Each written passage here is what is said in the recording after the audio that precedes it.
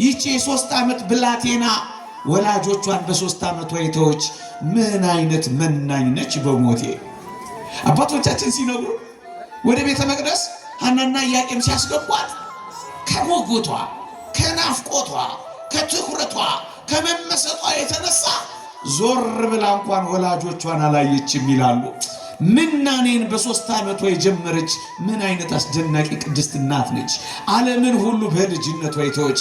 እኛ ይሄው እንኳን 3 ዓመት 60 ዓመት ሆኖን እንኳን ዓለምን መተው ያቃተን ስንቶች አለን አይደል? ተወት። ይህችን ዕለት በናፍቆት ትጠባበቃላችሁ። እናታችሁ ቅድስት ኪዳነ ምሕረት ለመለመን ለመማፀን እንባችሁ እንዲታበስላችሁ የመጣችሁ ምእመናን አላችሁና በመካከላችን እየዞረች በዘርፋፋ ቀሚሷ ድንግል ማርያም ሁላችንም ትዳርሰን። የምንመካባት የመመኪያችን ዘውድ ድንግል ማርያም ናት። የምንመረጎዝባት በተራ ሃይማኖታችን ድንግል ማርያም ናት። ገነት መንግሥተ ሰማያት የምንገባባት በራችን ድንግል ማርያም ናት። የሕይወት እንጀራ የቀረበባት አማናዊት መሶብ ድንግል ማርያም ናት። ከኃጢአት ስጥመት የዳንባት መርከባችን ድንግል ማርያም ናት። ብርሃን ያየንባት ዓይናችን ድንግል ማርያም ናት። ከሞት ወደ ሕይወት የተሸጋገርንባት ድልድያችን ድንግል ማርያም ናት። ከኃጢአት ስጥመት የዳንባት መርከባችን ጌታን ያየንባት መስታወታችን ድንግል ማርያም ናት። በመላእክት በደቂቀ አዳም በልዑላኑ በትሑታኑ በሰማይ በምድር በገነት በመንግሥተ ሰማያት በዚህ ዓለም በአፈ መላእክት በአፈ ሰብ ውድስት የሆነች ድንግል ማርያም ናት። መርገመ ሥጋ መርገመ ነፍስ የሌለባት በረከተ ሥጋ በረከተ ነፍስ እያማለደች የምታሰጥ ድንግል ማርያም ናት። ሥላሴ ክብር የክብር ያጎናጸፏት ድንግል ማርያም ነው። እናታችን ቅድስተ ቅዱሳን ድንግል ማርያም የኑሯችን አጣፋጭ ቅመም ናት። የቤታችን ድምቀት ናት። መከራን ያለፍነው በኪዳነ ምሕረት ነው። ክፉ ቀንን ያለፍንባት ድንግል ማርያም ናት። በሐዘን ሰዓት የተጽናናንባት እናታችን ናት። ባለቀስን ጊዜ እንባችን የታበሰባት ናት። እንጀራ በልተንባታል፣ ሸፋፋው እግራችን ጫማ ለብሶባታል። ክብር ለኪዳነ ምሕረት ይሁን። የምትወዷት ውለታ ያለባችሁ ከፍ አድርጋችሁ አመስግኑ። እስቲ ሥላሴ 2 እጅ የሰጠው አጨብጭቡ አላልኩኝም። እኔ የጠየቅኩትን ጥያቄ መልሱ በአግባብ። ሥላሴ መቼም ቻይና እጅ የሰራለት የለም። እዚሁ ሰራ አለ የጭብጨባ ኮፒ አለ እንዴ? ለኪዳነ ምሕረት እንደው አሁን ስቴዲየም ቢሆን እኮ ትበጠብጡ ነበር። ከፍ አድርጉ 2 እጃችሁ። አሁን ለእሷ ያልተጨበጨበላት እሷ ያልተመሰገነች ማን ይመስገን? ኧረ ኪዳነ ምሕረት ክብሩ ተሰጥ። አመስግና በደንብ አድርጋችሁ ለኢየሱስ ክርስቶስ እናት ቅድስት ኪዳነ ምሕረት እንባችንን ታብስልን። የኢትዮጵያውያንን እናቶች እንባ ታብስ። የኢትዮጵያውያንን ገበሬ እንባ ታብስ። የሁላችንን እንባ ታብስልን። ለጥያቄያችን መልስ ትሁነን። በዘርፋፋው ቀሚሷ ድንግል ማርያም ትሸፍነን። ይሄንን ክፉ ጊዜ ድንግል ማርያም ታስመልጠን።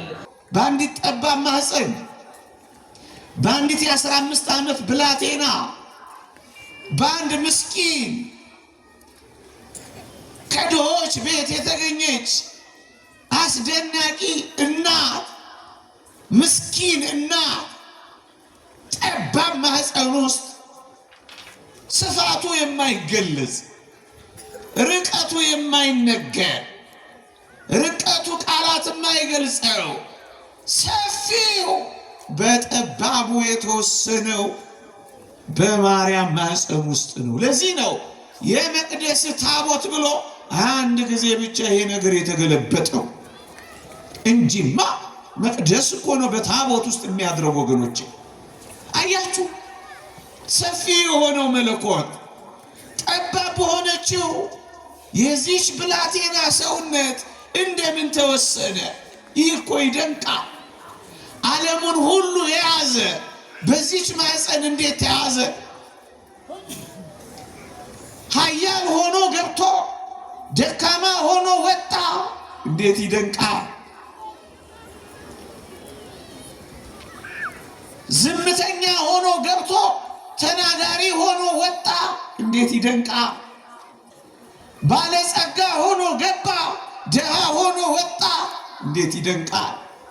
ይህ ማኅፀን ምንኛ አስደናቂ ነው ወገኖቼ! ቃላት ሁሉ የማይገልጸው እሳት የተሸከመ አምላክን የያዘ ሁሉን የያዘውን የተሸከመ ምድር የምትንቀጠቀጥለት እንዴት ተናወጸ! የሚናወጽለት እንዴት ጸና! የሰውነቱ ማደሪያ ይህችኛዋ ታቦት በንጽህና ያጌጠች ነበረ።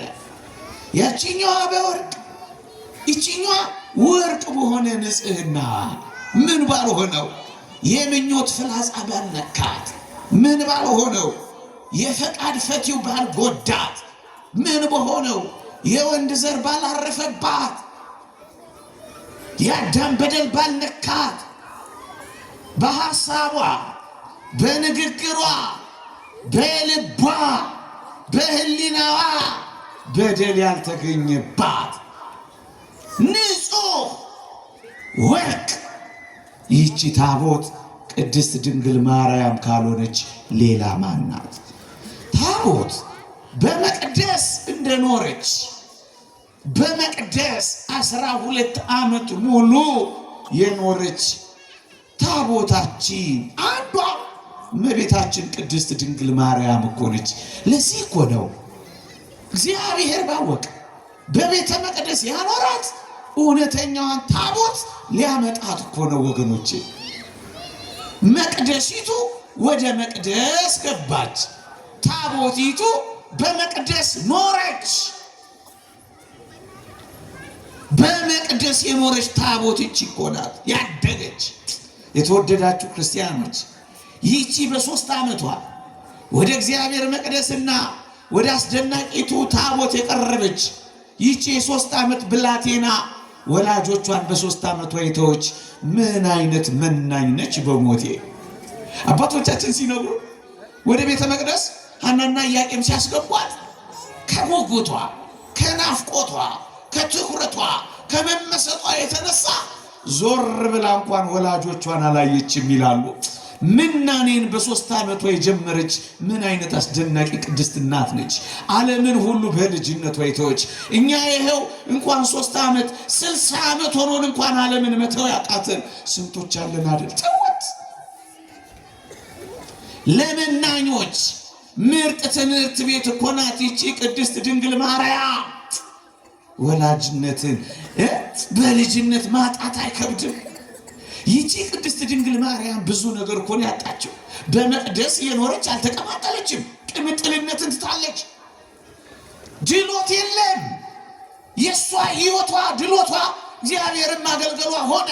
በቃ ገባች። ከጀርባዋ ዓለምን ትታ በደስታ በመቅደስ መላእክት ይኖራሉ። ከመላእክት ጋር ኖረች። ከዚህ ዓለም ሰዎች ጋር የኖረች እንዳይመስል ከመላእክት ጋር ተጫወተች። ጭምተኛ ሆነች፣ አመስጋኝ ሆነች፣ ሰራተኛ ሆነች፣ ትጉ ሆነች። አስደናቂ እናት ነች ይህች እናት፣ በመቅደስ ውስጥ ያደገች። ይሄ ምን ይሰጠናል? ለክርስቲያኖች ሁሉ እመቤታችን ቅድስት ድንግል ማርያምን ለሚወዱ ሁሉ ኑሯቸው በቤተ መቅደስ እኮ ነው ሊሆን የሚገባው ወገኔ። ፑል ቤት እንዴ አይደለም፣ መቅደሱ ውስጥ ናይት ክለብ ውስጥ አይደለም፣ ማህሌት ውስጥ በጭፈራ አይደለም፣ በምስጋና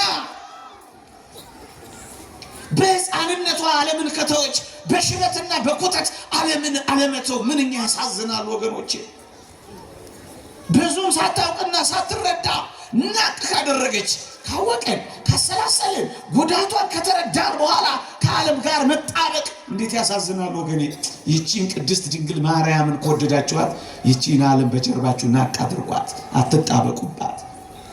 በመቅደስ የኖረች ያቺ ታቦት ቃል እንደተጻፈባት 10ቱ ትእዛዛት እንደተጻፉባት የእግዚአብሔር ቃል በዚያች በታቦት ሁሉ ውስጥ 1 2 3 ተብሎ እንደሰፈረባት ይህችኛዋ ታቦት የአካላዊ ቃል በመጀመሪያ ቃል ነበረ፣ ቃልም በእግዚአብሔር ዘንድ ነበረ፣ ቃልም እግዚአብሔር ነበረ ተብሎ የተነገረለት ፈጣሪ የሆነው ቃል ዓለሞች ሁሉ በእግዚአብሔር ቃል እንደተዘጋጁ እናውቃለን ተብሎ የተነገረለት ፈጣሪ የሆነው ቃል እግዚአብሔር የሆነው ቃል ዓለሙን ሁሉ የፈጠረው ቃል የተጻፈባት ሰሌዳ ይቺ ቅድስት ድንግል ማርያም እኮ ናት።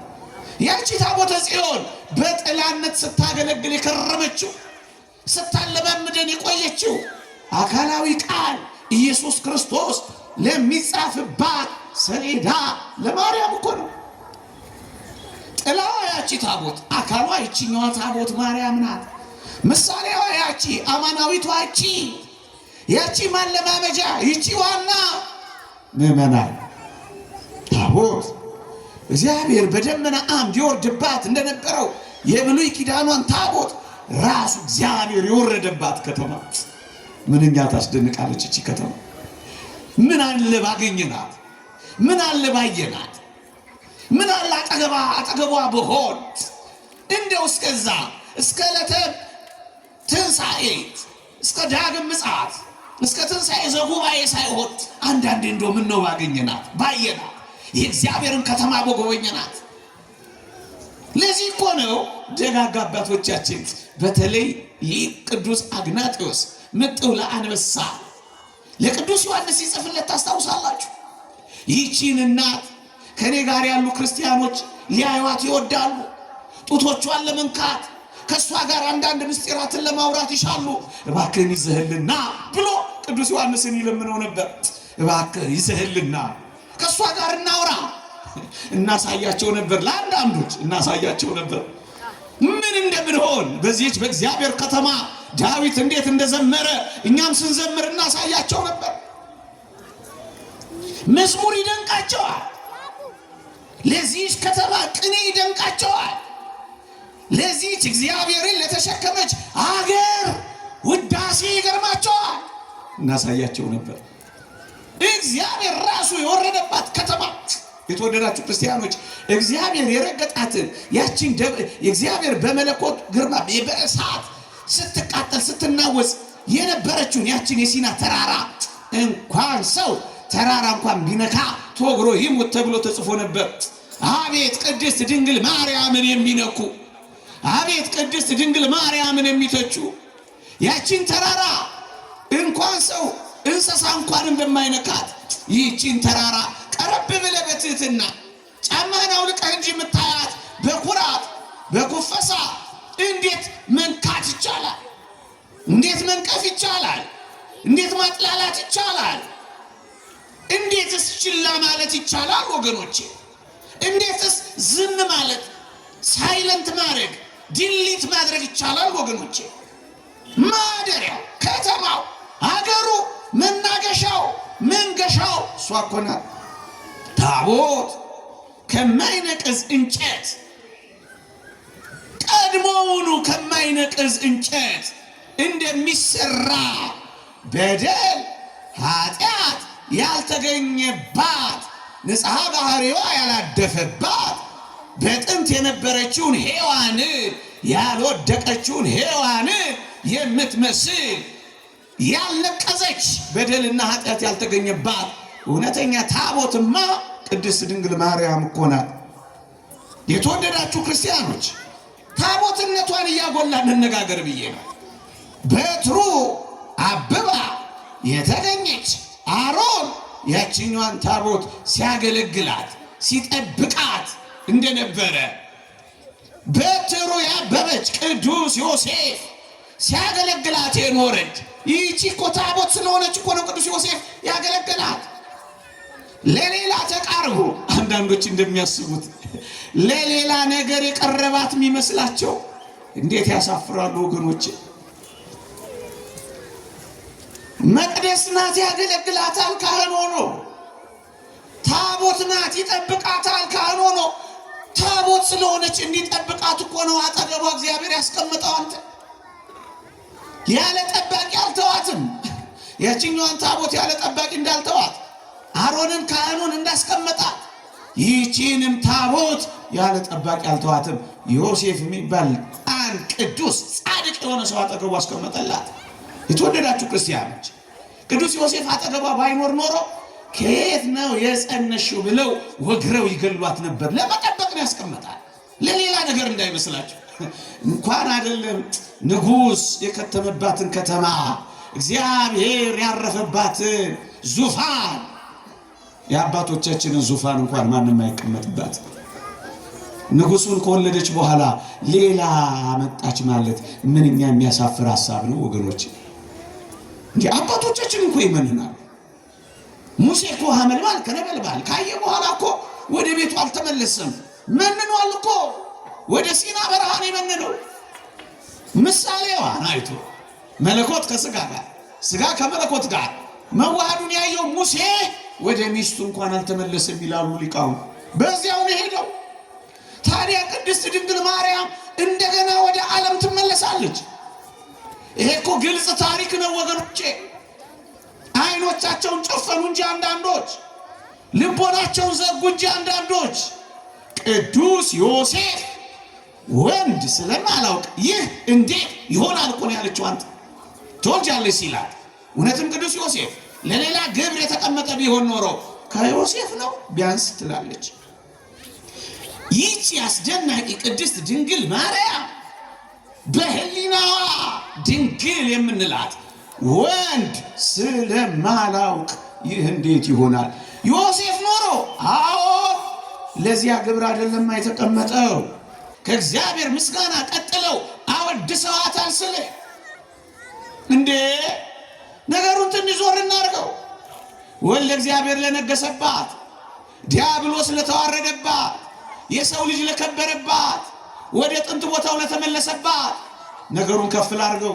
እግዚአብሔር አምላካችን ብርቱ ስራ ለሰራባት የእግዚአብሔር ቃል እንዲህ ይላል። የተወደደች ቅድስት ድንግል ማርያምም ይህን መዝሙር ዘመረች። ብርቱ የሆነ እርሱ በእኔ ታላቅ ስራ አድርጓልና አለች። በማንም ከሰራው በላይ በቅድስት ድንግል ማርያም የሰራው ይበልጣል። ለዚህ ስራ እንዘምራለን። እንዴ ለሃቤር ሚስት ለኢያኤል ሲሆን ያልከፋቸው ለማርያም ሲሆን ለምን አበሳጫቸው ካላችሁ ያበሳጫቸዋል። ከማን ወገን እንደሆኑ ለዩ። ማደሪያውን ይጠላል፣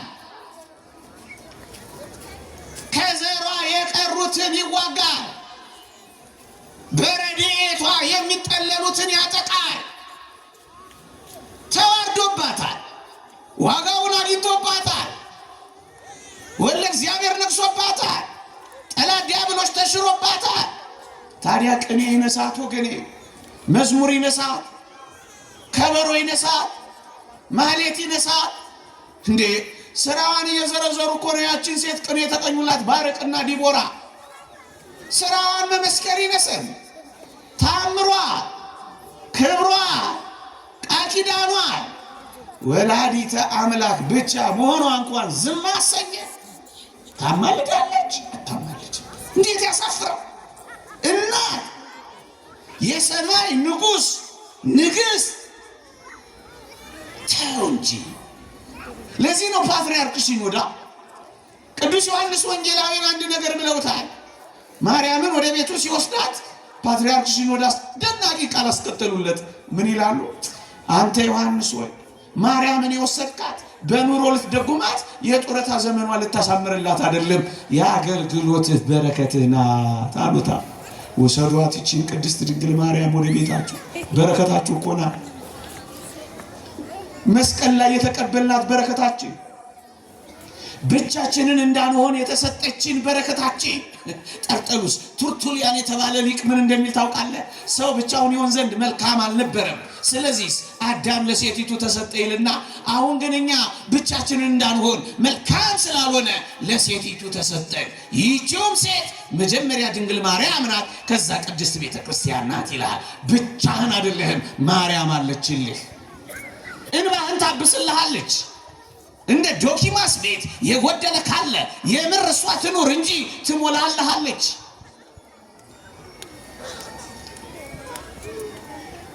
ምንህ ናት? በረከቴ ናት። አንተ ኦርቶዶክሳዊ ክርስቲያን፣ ማርያም ለአንተ የእውነት በረከት ናት፣ ታምራት ናት፣ የጉለት ሙላት ናት፣ የእንባ አባሽ ናት፣ የሽንቁርህ መድፈኛ ናት። ስሜታዊ ሆነን የምናወራው ጥቂት ጥቂት ስለቀመስናትም ጭምር ነው ወገኔ።